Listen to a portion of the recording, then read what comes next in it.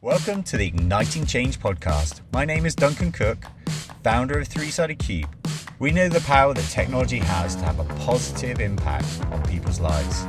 But on this podcast, myself and my co-host are out to meet the people behind the technology, hear their stories and understand what drives them, and hopefully inspire others to join the mission and do some good in the world.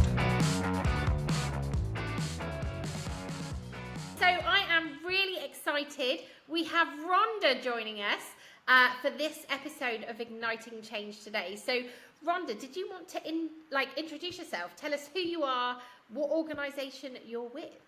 Sure. So my name is Rhonda Zelezny-Green, and I am the co-founder and director of Panoply Digital, as well as the newly minted founder of Datocracy, which is a new nonprofit at the intersection of data upskilling and democracy. That sounds super exciting and super on point for right now, where we're at right now. So how has that come about, Rhonda? So I was working with an organization called data.org, and I was made redundant from them in December 2023. Yet the work that I was doing while I was there was specifically built on capacity building and looking at how do we get a greater bit of diversity and participation in the data professions, because right now it's not even then, because that's only about 6 months ago, but right now the problem is still there. We have a low level of participation from women, and then in particular a low level of participation from people who live in the global majority. So these are traditionally the low and middle income countries. So because they were not going to continue that work, I said, hey, I love this. I'm passionate about this. I'm at the intersection of both of these things. And I think that if we are going to truly democratize participation in the data professions, the only way you can do that is through capacity building and getting more people interested in learning what data is all about. And because certainly right now, there's a huge demand for people working in the data space, and I just think the knowledge, the understanding, it's not there in massive volumes, and I think it is also quite intimidating for some people to try and get into this space. Like, is that what you're finding? Please tell me I'm not alone in thinking. No, absolutely, Puff. You're so right. So, I think one of the things that's interesting about what you said is you mentioned those affective emotions. So it's very intimidating and you don't feel really, really close to it. And this is what I've found as well. So in my career, I've kind of recognize that I've been an interpreter. So my first profession is as a teacher, so I'm trained to the master's level as a teacher. And what I've done in the past, I've gone into the telecommunications industry, learned that, and then taught others what I know from my perspective in a different and fresh approach. I've also gone into the internet industry and done the same. And now I'm going to do the same with the data industry. So I'm actually starting a third master's degree in computer science with artificial intelligence. And even if I fail it, the entire point is for me to get into the curricula, understand how it's being taught, and reinterpret that. Because what I found, working in telecommunications and the internet space, is overwhelmingly white, it's overwhelmingly patriarchal. And if you are not male and if you are not white, the curriculum is not actually designed or meant for you. And so that distance that you've probably felt, Puff, when you've tried to engage in data spaces is absolutely related to how the content is being taught, the examples that are used, and so forth. And so with datocracy, that is what I'm going to be shifting, because I think, knowledge is being gatekept, and it's being gatekept by how this content is being taught. And it starts from such a young age. Like, if we just take a step back, we're in industry, we're closer to this, but I've got 3 kids, and I see how they're learning at schools, and it feels so disconnected from industry. I dread to think if I did a deep dive into it, I think I'd probably have a mild heart attack or something. Like that's, I mean, it's a big old thing what you're trying to undertake here on the. It's true. And I would say that, not even the private sector, because you've actually just mentioned another component of our work. So we're not looking at all at or the traditional private sector, let me say, because one of our areas of focus is micro, small, and medium enterprises in low and middle income countries. But we're looking more broadly at how do we use data to unlock more social impact. So I'm not at all interested in profit making for shareholders. I want the little mom and pop shops in global majority context to be able to use data in ways that increases their ability to provide for themselves and for their communities. So if you look at the curricula, most times in the data space, it's always talking about, how do you become more efficient to make more profit? And they're never using data sets that look at things like gender or climate or health. And these are the areas that we're going to focus on just based on the huge demand that we're seeing and that demand simply not being met. My gosh, what? Like, this is so exciting, and I can't get over the timing of this all because it feels like there's just such a need for this now. So obviously we work very, very heavily with a lot of not-for-profit organizations and of all different sizes, whether they're startups in Africa all the way through to global NGOs, right? So there's a need at every level and at every size and shape of organization because the knowledge isn't always there, and I think it's experience, I think, is the important piece here, because I think you can take things from textbooks, you can take things away from other people's learnings, but until you've actually gone through data heavy projects, it's quite hard to speak from experience. And I think that's probably, I say it's lacking, it's probably not lacking now. Like, there's a lot of people doing a lot more with data than they ever have done. Absolutely. I mean, I think one of the things that has changed, particularly since the pandemic, people keep saying that data is gold, and it is. It absolutely is gold in the sense that those who have it and know how to make use of it are winning and have the power, and those that don't are, to be quite frank, being taken advantage of. I mean, if you take, for example, a brilliant innovation like generative AI, right now, generative AI, the way its very business model is built on theft. And if you think about that from the perspective of working in a social impact organization, this would never be something that you would want to do, because this is how, like, people are hurt in this way. You can't repair the damage that is done from this. And so I would say, for me, I'm personally very interested in not only data, but data as a form of empowerment that also gives back. So a lot of, my attention when I'm thinking about things like generative AI and large language models, things like Claude, which is one of the only open source options available out there, or even Anthropic, even though that is not open source, but they are trying to have like a social component to their mission and not just trying to build and develop at all costs. And for me, this is just so urgent in terms of the work that I'm trying to do, simply because when you see things like, what happened with Scarlett Johansson from OpenAI, her voice and everything being taken, there's such damage to women with, last year you had several, high profile instances of generative AI creating pornographic images. So just as a woman, we see that damage concretely. But then if you bring in race or disability or any other kind of intersectional identity, the problems just compound. And so I think for the work that I'm doing with datocracy and of course with Panoply Digital, it's just a strong urgency to do better, because not enough people, not enough organizations are taking that stance, and they don't have the willpower to do it because they're always thinking, how am I going to fund this? And maybe I'll fail, I don't know, but I want to really try my hardest, because we can't accept the circumstances that they are as they are, so we really have to change them.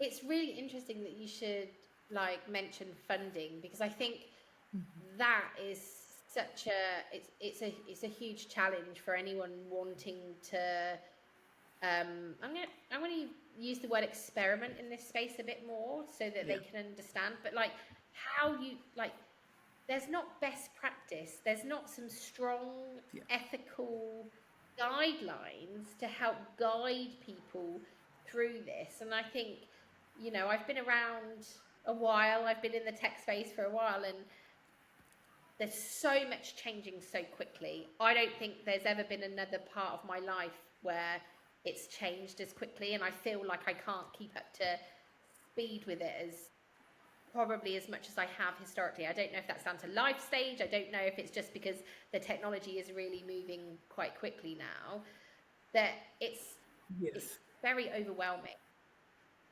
like very, very difficult. Absolutely. And I think like something that I've come across. So I don't know if you'll have heard of them, the McGovern Foundation.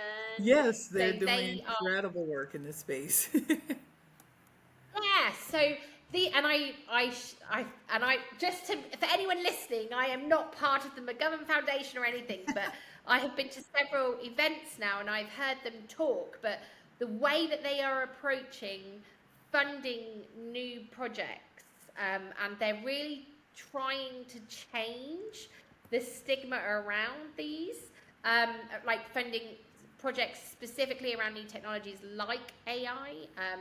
I say it's new. I mean, AI has been around for years, but you know what I mean. For the general I public. just, yeah, I think like they're doing incredible work, but we need more foundations and more funding sources to understand and be aware of the work that organizations like McGovern Foundation are doing, Yeah. because I think they're almost like leading the way, whereas historically it probably was much larger organizations leading the way. I think it's, these guys, certainly from my perspective, are doing some incredible work.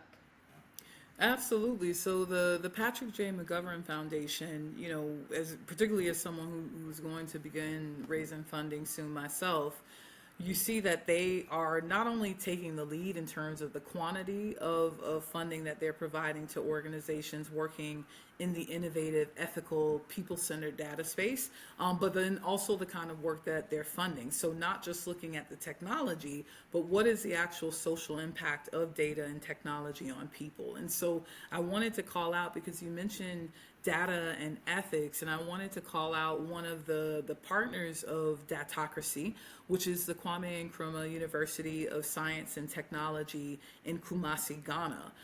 They have a responsible AI lab where they're doing absolutely incredible work around health, around agriculture, and around civil society more broadly. And they have a framework called Facets. It's an acronym, but basically it looks at things like fairness, accountability, consent, and so forth, to really, really have a strong and Afrocentric foundation for ethical self-regulation on the use and deployment of data. And I think, I was just in Kigali, Rwanda last week, launching Datocracy at eLearning Africa. And as Dr. Henry from KNUST presented on this, I was just so, like, I had chills because for me, so few people are talking about the ethical implications of our work with data, and it's like it's an afterthought. And if you look at many computer science curricula, as I have, even the program that I'm going to take has no kind of ethical component to it, which is shameful, because it's like this actually should be paramount in parallel to learning how data works and understanding the ins and outs of AI. So I think what I really like about the work of the Patrick J. McGovern Foundation, that they're doing differently to other foundations, in addition to the data focus and the innovation and the ethics and the people-centered, they're actually funding data education. And that is what is needed most, because right now the so-called innovations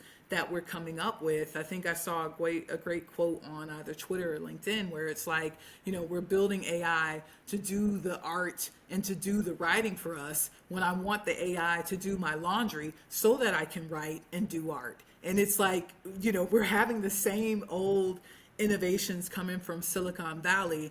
And that's why we have the social impact focus at the datocracy, because I'm like, what if AI solved real problems, like helped us prevent the next pandemic, helped us find the cure for cancer, help us protect people in low-lying areas who are most vulnerable to climate change? Like, there are projects being worked on around the world in this space, and it is not getting as near as much funding as the Silicon Valley tech bros, who simply just want to make more money by, like, again, building their IP on theft and other people's IPs. So I would say that, as a fundraiser myself, but as someone who also cares about this on a personal level, I would implore more foundations to fund the upskilling work in this, because the more people that have the knowledge and can participate and can confidently raise their voices about the perils of what we're already seeing in the data space, that's when we're going to see real change. And so I want to name check people like Joy Buluwamini and Sophia Noble and Margaret Mitchell and Timnit Gebru, who have been people sounding the alarm for well over a decade. And it's only recently that they're getting featured and being taken seriously. But we're already, I feel like it's already too late in some ways, because now with OpenAI is just saying, okay, well, it's going to happen to you, so we're just going to do it.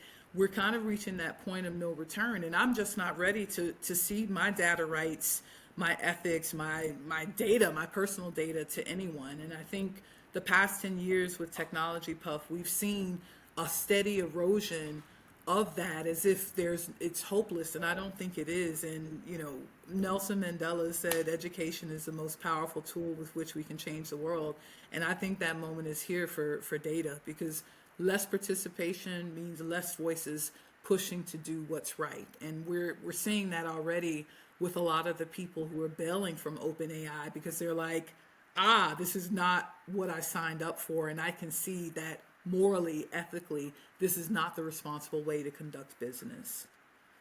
Yeah, and I think you're so right. And oh my gosh, name checking, I love that, Rhonda. Thank you. We need to shine a light more on these people. But it is quite scary. And just hearing you talk, and I don't know, we're all busy, right?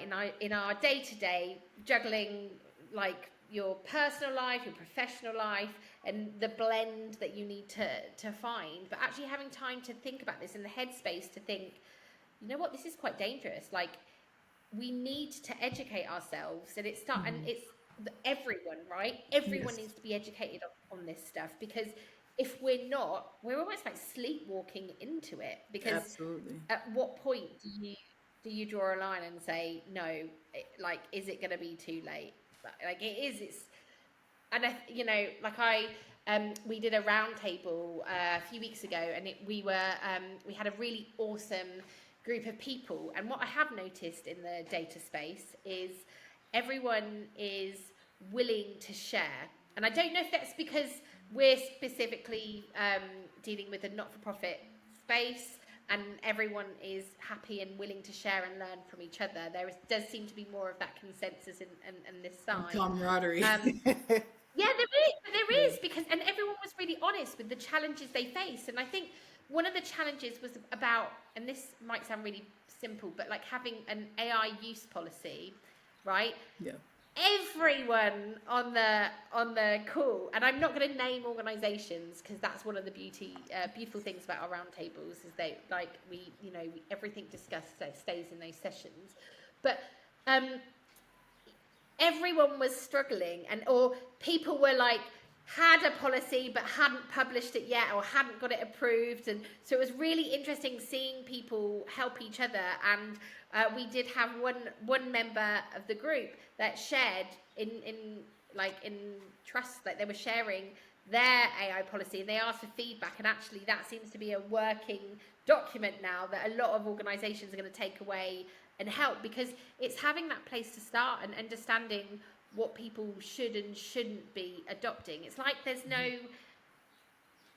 right way, Rhonda. Like, I think ethics, certainly for me, is a really difficult one. And, when you're working in much larger organizations as well, all of the stakeholder management that comes around that, it's not easy to implement a No. policy, a single policy, you know? So that was quite interesting. So, I mean, Rhonda, I I'm think talking too much no, no, now. no, Go on. not at all. I like that you keep taking it back to ethics because, like many moons ago, when I was an undergraduate, I was a philosophy major, and that was one of my favorite classes was ethics. And I think you're very right.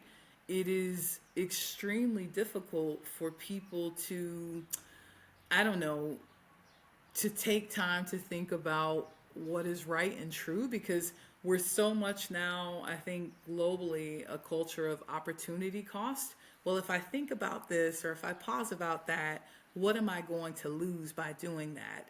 It's the mentality of build, you move fast and break things. Yeah. And I think we've broken society so much now that we can't wait anymore to think about these important questions. And I think not just thinking about the important questions, but the proximity of them. Because what a lot of people in data and the AI space try to do is say, sometime far off, we're going to create machines that are more intelligent than us. And I was like, well, these machines that we have now, even the very stupid ones, are causing real damage. So how do we, make algorithms that are, respectful of this? How do we create policies, as you noted, that will work for us and that are people centered? So with this, I think, I don't know, like what would you say in your case, like your organization, what are they doing in this space to kind of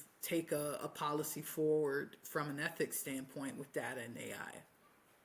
Yeah, and it's hard. Like, I'm not going to say we've cracked it. It's definitely So I'm going to go back to our mission at 3-Sided Cube. Our mission is to change millions of lives for the better. So it always, whatever project we take on, whatever we do, it has to have that positive impact. But then it's that, well, it's not black and white. It's grey, right? So what's good for someone might not be good for someone else. So then the ethics behind these things, it's up for discussion. And what we've done over the years is it's not just one person's decision. Like when we qualify these opportunities, it takes a group of people now internally at 3-Sided Cube to qualify those opportunities and make sure that it is genuinely for good and it's going to have that positive impact, and we're not employing bad actors or bad or negative uses of technology to be able to achieve something good, if that makes any sense. No, it Because makes a lot of sense with what we're seeing, not maybe a watershed moment, but with moves to collaborative or communal leadership in workplaces.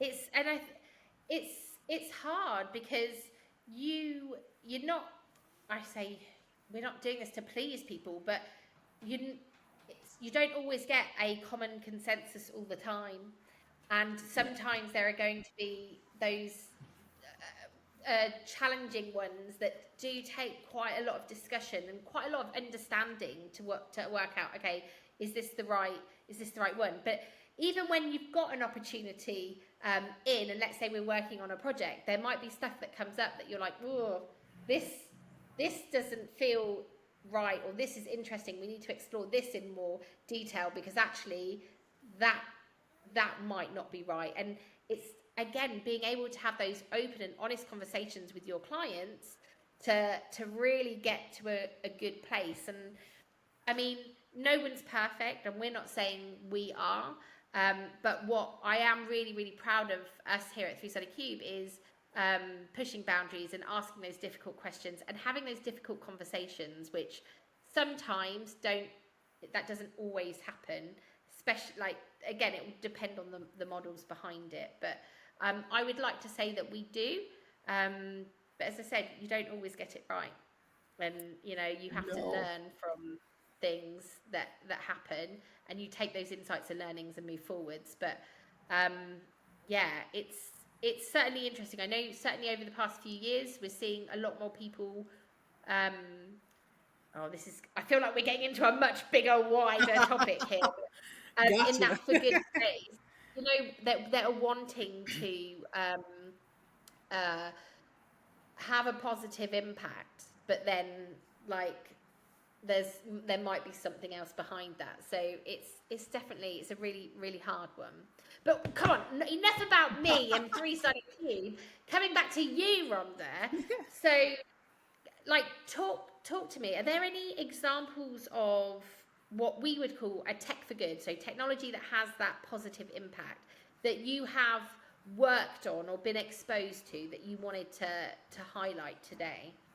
Well, sure. I mentioned Claude as like a more open source generative AI tool. So I've just been experimenting with that because, of course, everyone has been using ChatGPT, myself included. But now with the way things are going, you know, I need to also do my part. If I feed the monster, then I'm part of that system as well. I would also say that some of the things that I've seen, and I can't remember the name of this, but there's something where they have certified the first, like, was it algorithm or first, it was a large language model for the legal profession.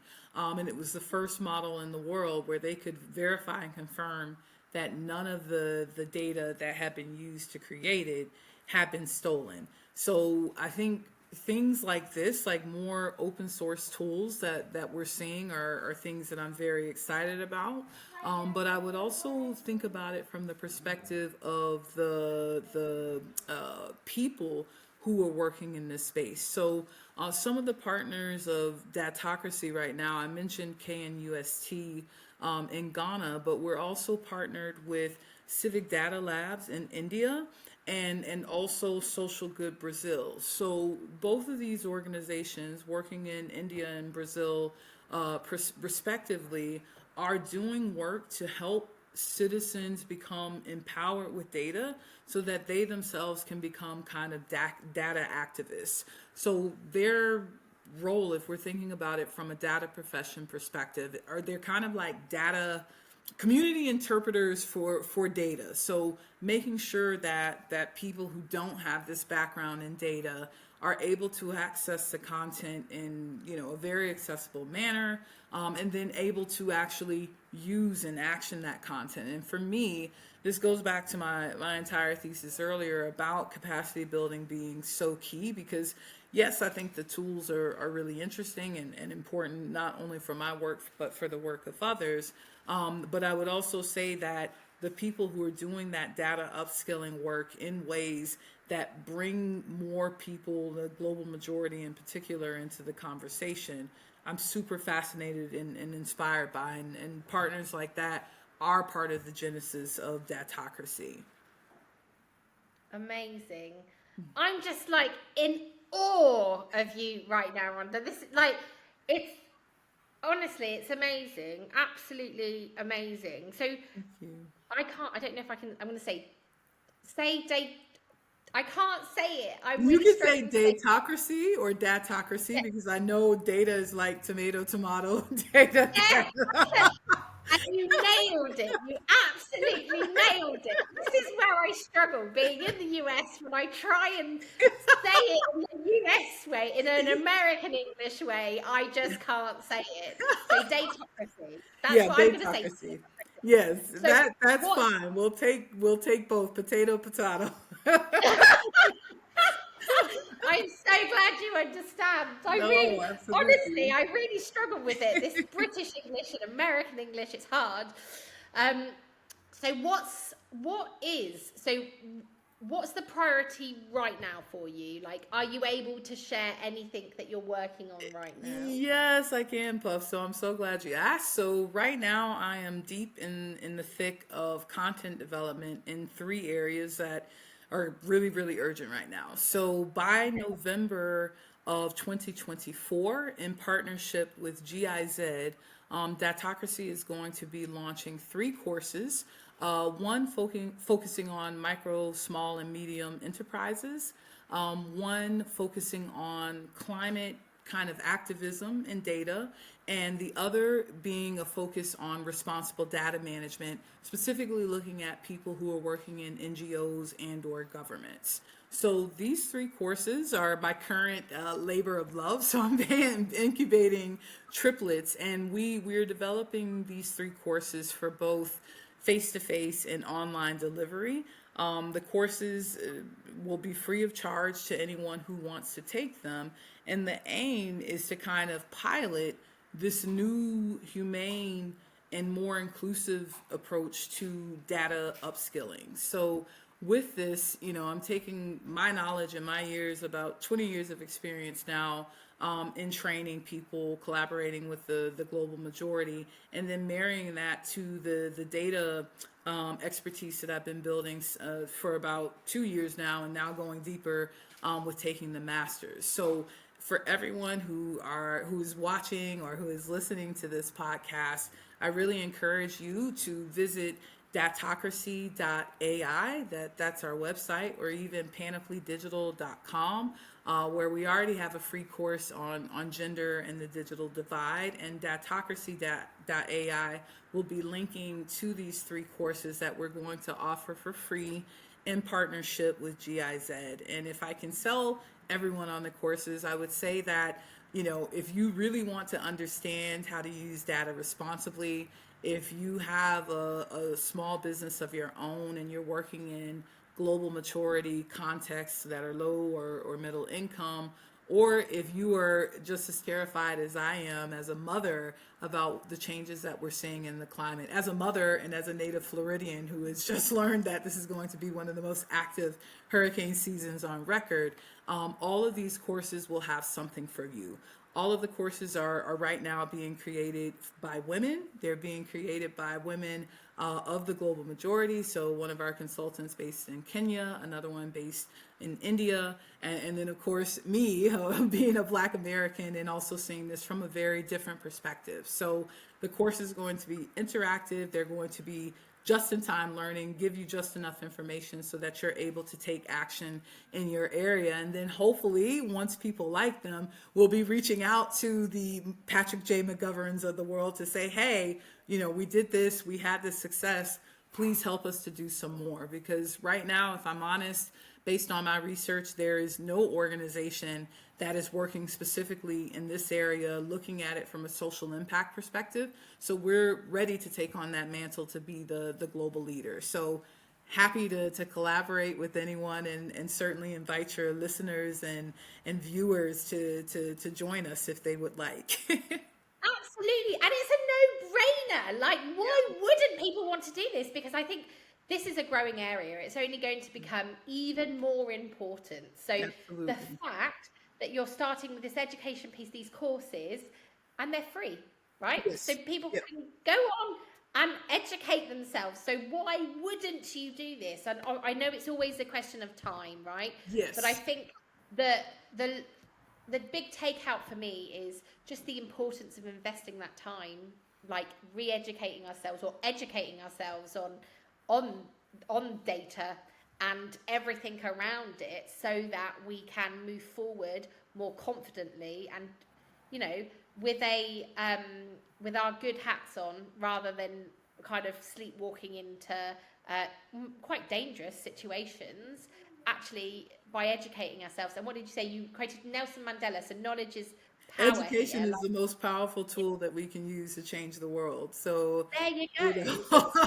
If I could say it, free Palestine, free Congo, we're inspired by them, because I think, so much of our data tech industry, right, is built on what's happening in the Congo. So we have to pay tribute to that. And definitely, Puff, I think, yes, it's free and people don't have a lot of time. That's why we're trying to make it immediately relatable, actionable, and so that people can be inspired. Because I feel like a lot of education right now just is boring, and we don't want to be boring. We want to be vibrant, because the times that we're in call for that. And I love that you keep using the metaphor of sleepwalking, because we need to wake up. We need to be woke. They've turned that into a bad word. No, it's important to be awake and to be aware of what's happening and our role and our ability to change it. Because I think a lot of the media wants us to despair and feel hopeless, like we can't do anything. So I want these courses to make people feel like they can do and contribute in their own way. It's and it, you know, it is really, really so important.